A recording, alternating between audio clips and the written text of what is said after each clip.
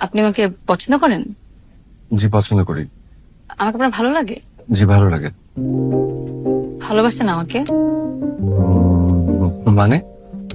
আপনাকে না বললাম এত মানে মানে করবেন না। আপনি আমাকে নির্ভয়ে বলতে পারেন আমাকে ভালোবাসেন। বাসি। তাহলে এতদিন বলেননি কেন? ভয়।